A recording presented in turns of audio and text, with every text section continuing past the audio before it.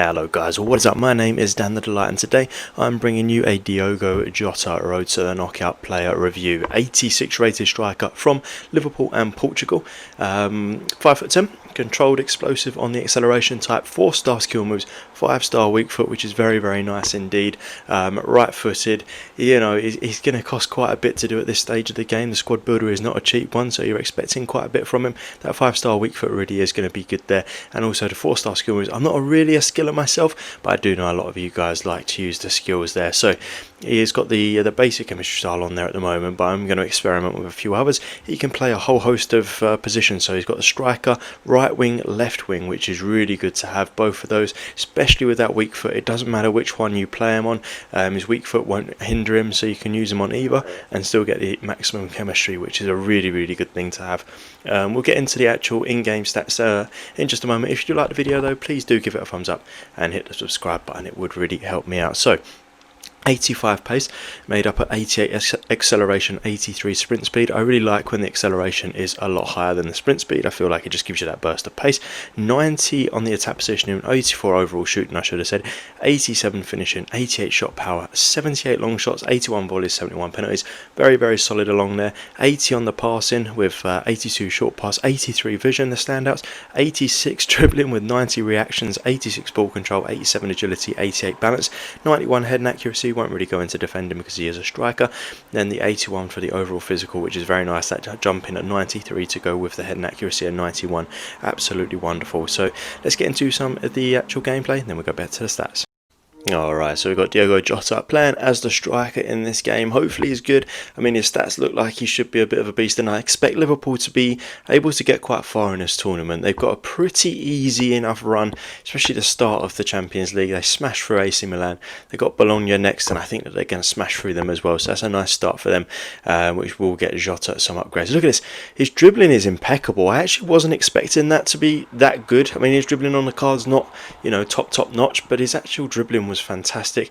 He was a very strange card for me. You'll see some clips here. He'll score goals like this, which is a fantastic goal, off balance, managing to get it into the top corner, and then he'll miss some absolute sitters. I can't work it out. So he scores the harder chances but can't finish off the easier chances. That's just how I felt with him. This is just clips from one game that I played with him. Look at that goal, what a goal. I'm going to play a lot more with him before giving my overall verdict at the end of this video, but yeah, I mean, look at it. He's got good pace. He's managing to get away from defenders, albeit that was Modric that he was getting away from there, who obviously his pace on this game is very, very low. So maybe not the sort of player that you're going to be able to compare him to as far as pace goes.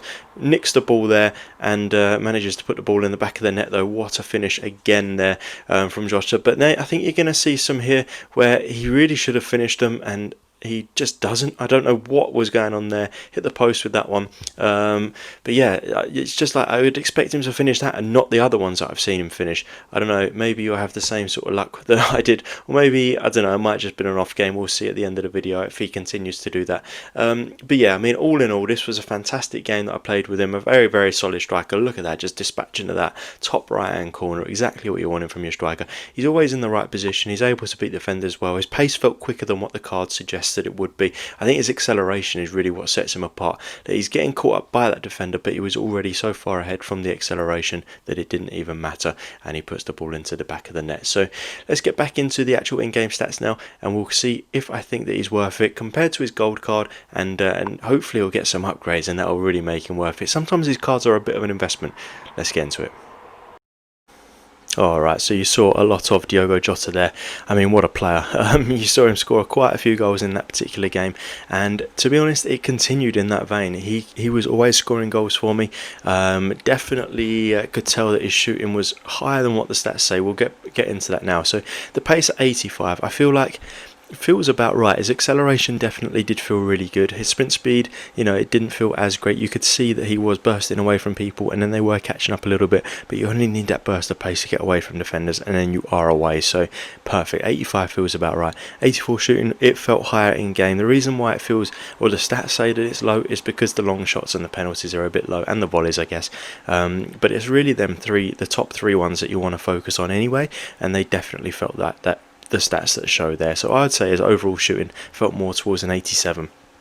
80 passing, his free kick accuracy is bringing that down, only a 62 free kick accuracy. I mean, 83 vision's really nice, 78 on the crossing is not too bad, 82 short pass, I'd say 82 feels about right for him. 86 dribbling, now this one I feel like can be probably increased a little bit. 86 is really high at this point in the game though. I'm going to leave it at 86, but you could argue that it could be higher. 86 is by no means a bad dribbling stat, especially at this point in the game, so I'd be going for 86, maybe slightly higher. 61 defending, I'm not going to get into. I'm not really a crosser of the ball, to be honest, especially if you are playing him right wing or left wing. You're not really going to get many chances to get headers with him. I didn't, so I can't comment. I'm just going to leave that as is. And then the physical.